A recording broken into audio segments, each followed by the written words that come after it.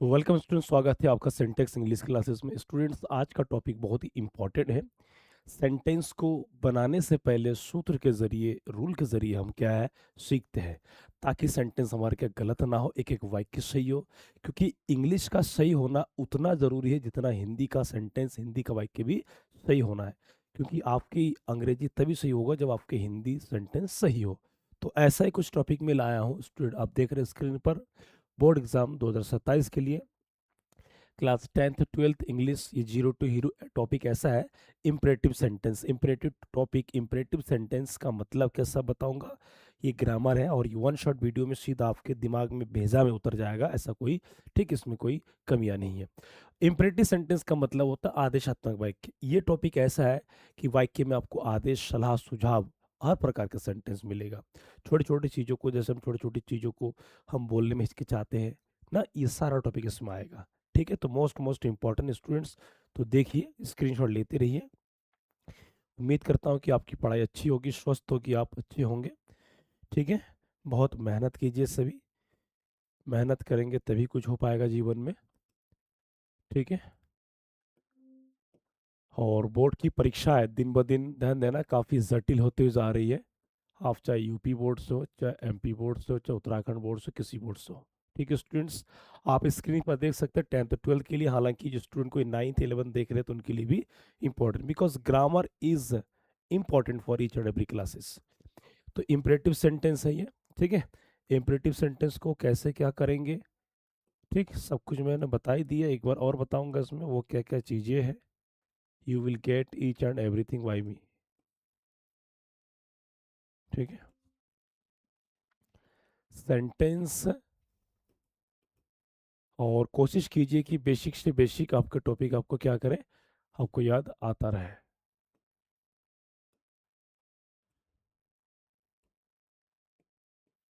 Okay, ठीक है।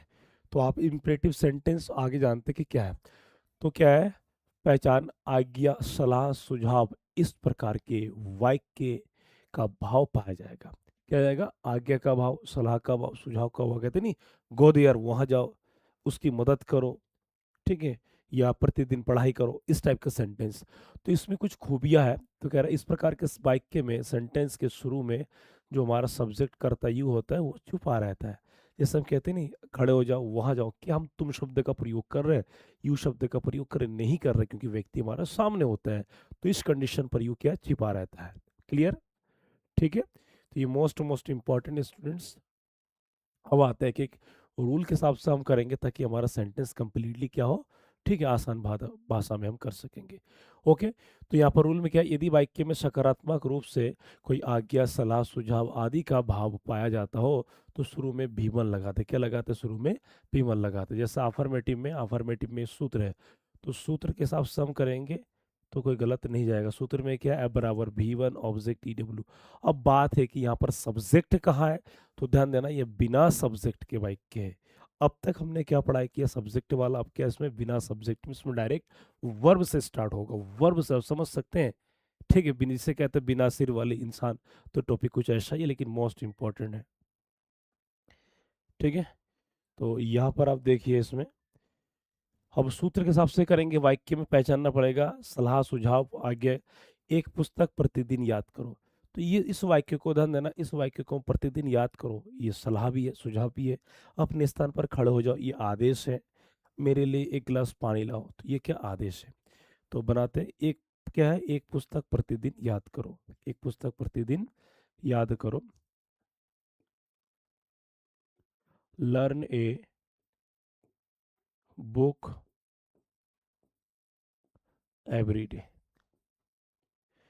तो यहाँ पर लर्न क्या, वर्ब का फर्स्ट फॉर्म, ऑब्जेक्ट क्या है, ए बुक, एक्स्ट्रा वर्ड क्या, एवरीडे। क्लियर, पूरा कंसेप्ट क्लियर किया था। रटना नहीं है यहाँ, प्रैक्टिकल विधि से समझिए। सूत्र के जरिए, सूत्र के जरिए जब प्रैक्टिकल विधि से आप रटेंगे करेंगे तो ठीक आपको कोई दिक्कत नहीं होगा।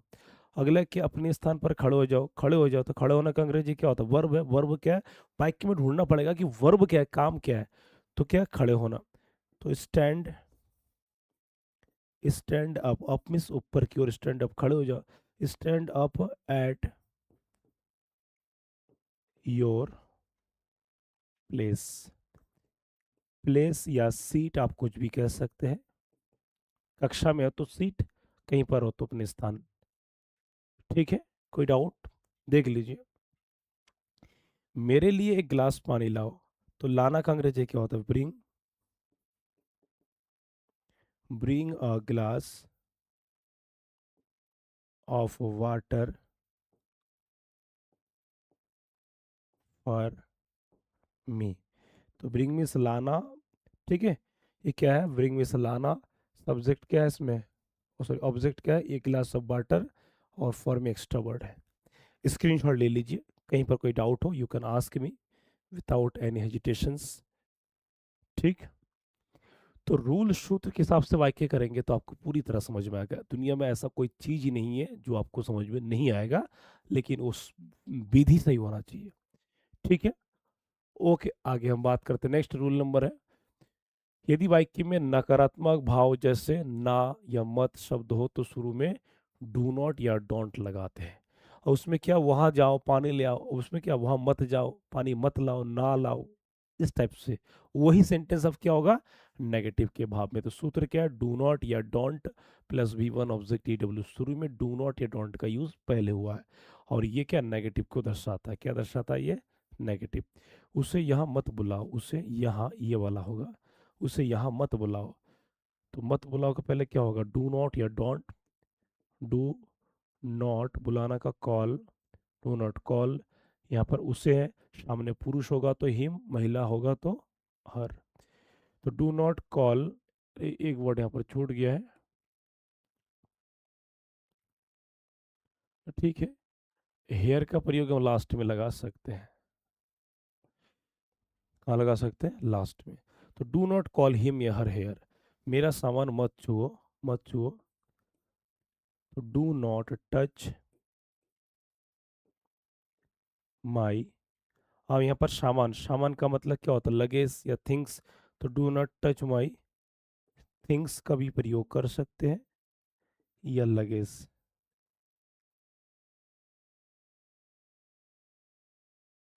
ठीक है, फुल स्टॉप। एल छोटा भी हो सकता है, नो। वहां मत जाओ, तो do not go there. Do not go there, वहां मत जाओ। ठीक है, अब देखिए इस सेंटेंस में सिर्फ क्या है? नॉट का, डू नॉट का ही यूज हुआ है। क्या यूज हुआ है? डू नॉट का यूज हुआ है। यही हमारी क्या है, नेगेटिविटी को ध्यान देता है। क्लियर? वो सारा कंप्लीट कंसेप्ट के साथ आपको दिखाया जा रहा है। ओके, ठीक है। नेक्स्ट, तो रूल के हिसाब से हम चल रहे हैं। तीसरा रूल है कि यदि वाक्य में नकारात्मक भाव जैसे कभी नहीं, कभी ना या कभी मत आदि शब्द हो तो शुरू में नेवर प्लस भी वन लगाते हैं। अब ए भी नेगेटिव है, परंतु इसमें क्या लग रहा है? नेवर। क्या लग रहा है? नेवर भी वन। उसमें क्या था? डू नॉट था, डोंट था। इसमें क्या? नेवर। कह रहा है वह कभी मत जाओ, तो वहाँ, वहाँ कभी मत जाओ। तो हम सूत्र में क्या लगा देंगे? Never go there. अब देखो, नेगेटिव में भी तो आदेश है ना, वहां मत जाओ आदेश कर रहा है। ठीक है, वहां कभी मत जाओ, तो नेवर गो देयर। कभी किसी का सामान मत चुराओ। ठीक है, तो never,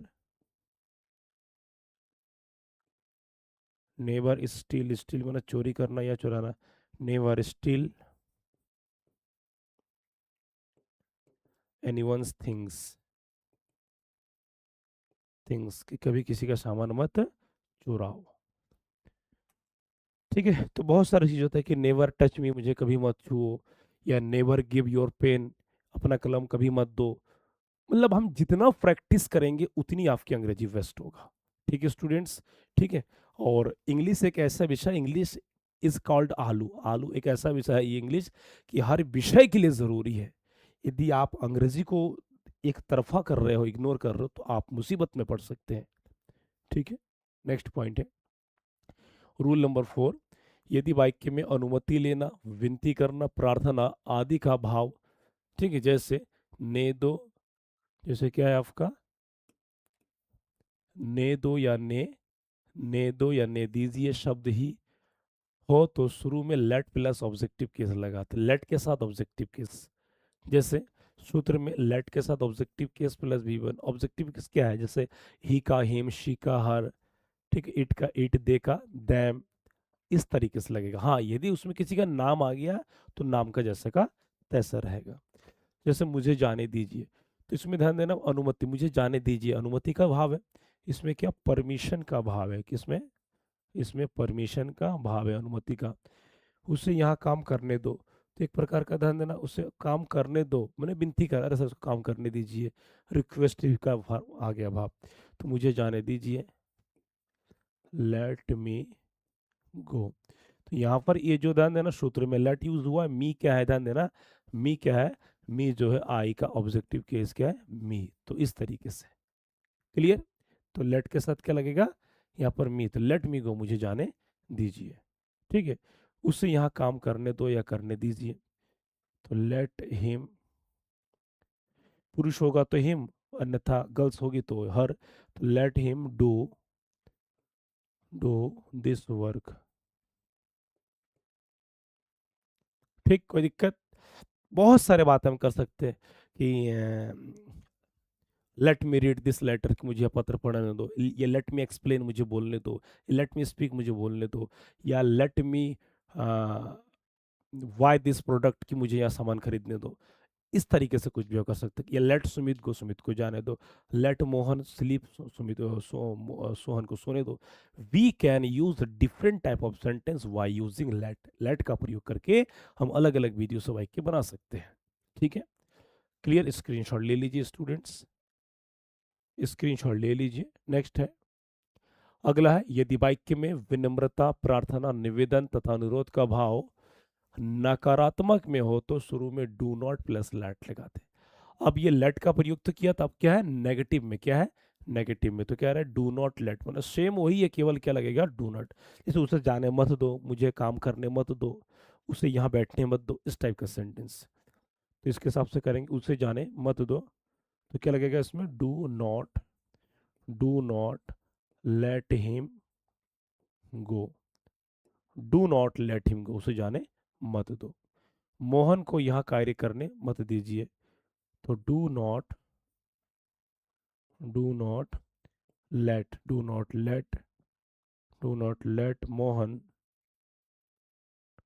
Mohan do this work. तो देखिए डू नॉट का कमाल देखिए आप, लेट के साथ कैसे नहीं होगा। सारा ये जो बैठा हुआ है ध्यान देना, एक एक सूत्र के साथ आपका यूज हो रहा है। फटाफट स्क्रीनशॉट ले लीजिए, स्क्रीनशॉट ले लीजिए। ठीक है, क्लियर? इसमें कोई दिक्कत किसी को? ठीक, इस तरह के सेंटेंस हम यूज कर सकते हैं कि do not let him speak on the stage, कि उसे मंच पर बोलने ना दो। ठीक है, उसके बाद क्या है? Do not let this question, कि उसको यहाँ क्वेश्चन देखने मत दो। मतलब ये है बात करने का तरीका। मैंने कहा नहीं कि ये ऐसा टॉपिक है कि बोलचाल के लिए काफी इंपॉर्टेंट है आपका। ठीक है, क्लियर? अगला पॉइंट है, हम जानते हैं। तो लगभग लगभग ध्यान देना हम ये इस टॉपिक।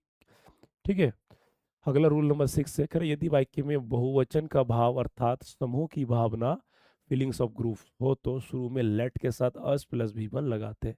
यहाँ ग्रुप की बात कर, कहते हैं यार चलो चले घूमने चले, चलो चलो चले, या चलो क्रिकेट खेलने चले, चलो वहां चले, इस टाइप का। मतलब इसका मतलब 2 जने भी हो सकता, 5 जने भी हो सकता, 10 जने भी हो सकता, मतलब बहुवचन की भावना। ठीक है, तो चलो चले, तो इस कंडीशन पर क्या है? लेट अस गो। शॉर्ट में क्या बोलेंगे इसको? लेट्स को। क्या बोलेंगे? लेट्स। इसको ऐसा भी यूज कर सकते हैं। ठीक है, लेट्स गो। लेकिन ग्रामेटिकल में आपके बेसिक क्लासेस के लिए ये यूज जरूरी है, लेट अस गो, चलो चले, चलो क्रिकेट खेलने चले। तो go to let us go to play cricket, let us go to play cricket. Screenshot ले लीजिए। तो प्रैक्टिस कीजिए तभी हो पाएगा हर चीज संभव। फटाफट देखिए,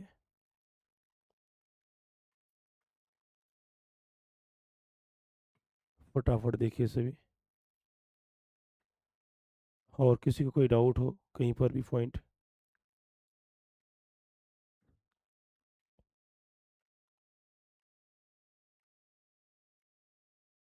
फटाफट देखिए।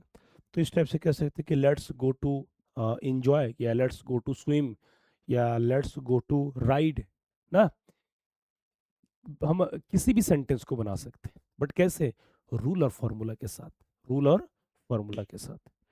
ठीक है स्टूडेंट, तो आपने सब कुछ देख लिया। अब आता है ये passive voice of imperative sentence की। इंपेरेटिव सेंटेंस का पैसिव वॉइस अधिकतर बोर्ड एग्जाम में इसका इसका ही आता है।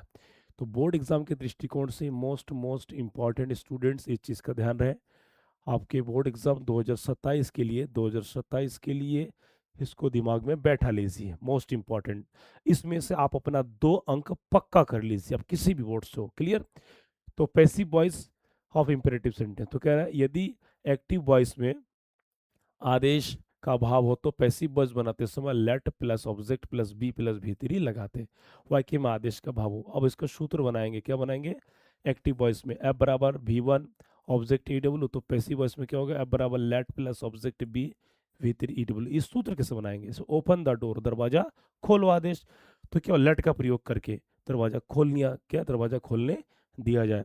तो इसमें बनेगा let the door, let the door. Let का यूज हुआ है, ऑब्जेक्ट क्या है? The door. उसके बाद बी सूत्र का लगाएंगे, बी कहाँ से लगाएंगे? सूत्र का बी। अब उसमें क्या है? बी। अब उसमें ओपन है तो ओपनड, ओपनड ये आपका हो चुका है। तो late the door B opened, आपका इतना ही करना है, 1 अंक फिक्स इस सूत्र के हिसाब से। ठीक, आप पूरा यूट्यूब खंगाल लीजिए, यूट्यूब खंगाल लीजिए, सूत्र की विधि से आपको नहीं मिलेगा। ठीक है? क्लियर? रूल और सूत्र, रूल और सूत्र एक ऐसा होता है कि ये दोनों अपने आप में, ठीक है, परमाणु है, ये कहीं पर भी गिरा सकता है, बस चलाने वाला सही होना चाहिए। तो open the door, let the door be open.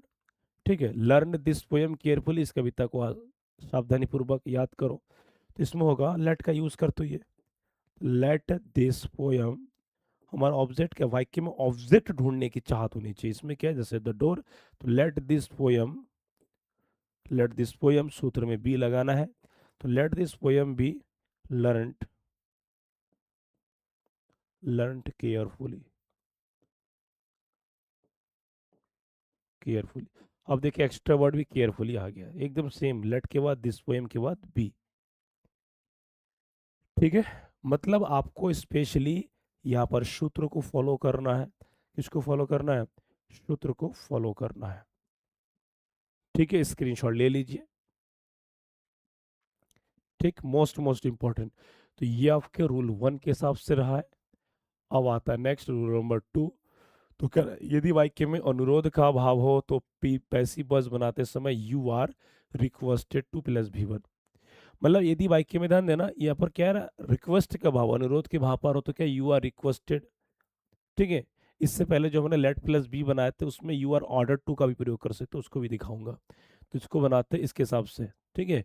Passive voice में मतलब कह रहा है वाक्य में अनुरोध का भाव हो तो पैसिव वॉइस बनाते समय यू आर रिक्वेस्टेड टू, पढ़ के समझते हैं। जैसे please help me, please help me, कृपया मेरी मदद करो, तो रिक्वेस्ट का भाव है।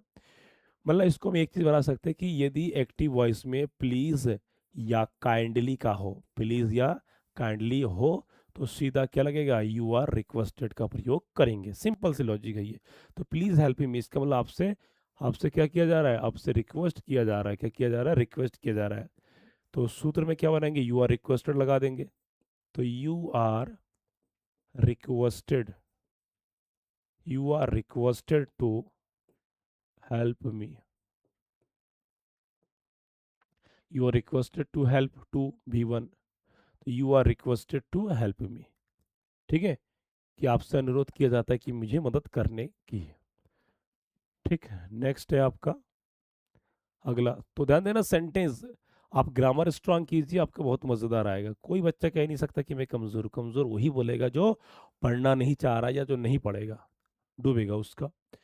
ठीक है? You are requested to kindly give me ये पेन। तो you are requested, you are requested to give me a pen. तो you are requested to give me a pen, क्या आपसे अनुरोध किया जाता है कि मुझे कलम दीजिए। ठीक है, तो वाक्य में प्लीज वर्ड का, काइंडली वर्ड का देख करके क्या लगा देंगे, यू आर रिक्वेस्टेड। प्लीज और काइंडली ये दोनों को दिमाग में, दो भाई को याद कर लो। तो काइंडली ग्रांट मी 2 days लीव हमेशा एप्लीकेशन में लगाते नहीं कि कृपया करके मुझे 2 दिन की छुट्टी प्रदान करें, तो वही है। तो रिक्वेस्ट कर रहे हैं, आप क्या कर रहे हैं, रिक्वेस्ट। तो यू आर, क्या लगेगा इसमें, you are, you are, you are requested to grant,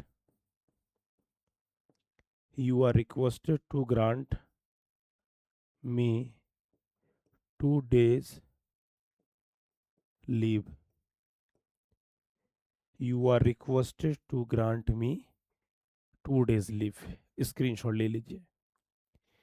most important points है, ठीक है, मोस्ट इंपॉर्टेंट पॉइंट है स्टूडेंट्स, मैं बार बार कह रहा हूँ, परीक्षा के दृष्टिकोण से मोस्ट इंपॉर्टेंट है।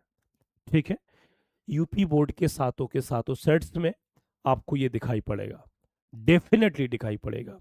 उत्तराखंड बोर्ड के लिए भी, एमपी बोर्ड के लिए भी, राजस्थान बोर्ड के लिए, झारखंड बोर्ड के लिए ये टॉपिक ही कुछ ऐसा है। ठीक है, पैसिव वॉइस इंपेरेटिव के साथ आप देख रहे हैं, एक एक चीज सिस्टम के साथ, रूल के साथ। अगला रूल नंबर 3 है, तो कह रहे यदि वाक्य में आदेश आज्ञा का भाव हो तो पैसिव वॉइस बनाते समय यू आर ऑर्डर टू का प्रयोग भी लगाते हैं। मैंने बताया था, गो देयर, वहां जाओ, तो इसमें क्या आदेश है, तो क्या होगा, you are ordered, you are ordered to go there. ध्यान देना, छोटा सा एक वाक्य क्या बन गया, you are ordered to go there. ठीक है, डू इट इसे करो, इसको दो विधि है इसका पैसिव वॉइस में, ध्यान देना। पहले तो इसको बनाते हैं कि you are ordered to do it, you are ordered to do it, या इसको ऐसे भी बना सकते लेट के साथ, let it be done, let it be done. ये अधिकतर बच्चों को कंफ्यूजन या क्वालिटी चेक करने के लिए दिखा था, मोस्ट इंपॉर्टेंट, इसको ध्यान देना। एक डू इट और ये इस तरीके से पैसिव वॉइस, अब कहोगे ये कैसा पैसिव वॉइस है, ठीक है, तो ये बिना सब्जेक्ट वाला पैसिव वॉइस है जो जरूरी है। स्क्रीनशॉट ले लीजिए और दिमाग में बैठा लीजिए इन शब्दों का। ठीक है, ओके, तो इस विधि, इस तरीके से हम सारा करेंगे तो आपका सारा चीज हो जाएगा। तो स्टूडेंट्स, आज के टॉपिक में आपको इम्परेटिव सेंटेंस, सामान्य वाक्य नेगेटिव में, नेवर में, ठीक है, लेट के साथ कर चुके। अब दूसरा क्या, इम्परेटिव सेंटेंस के जो पैसिव वॉइस वो भी आपने कर लिया। तो ये इसको नोट्स बनाइए, प्रैक्टिस कीजिए, ठीक है, प्रैक्टिस करेंगे तभी आपको नंबर फिक्स है। बाकी जो पेपर शेट्स है ये प्रैक्टिस है, प्रीवियस क्वेश्चन वो भी मैं कराऊंगा। बाकी मिलते हैं नेक्स्ट वीडियो में।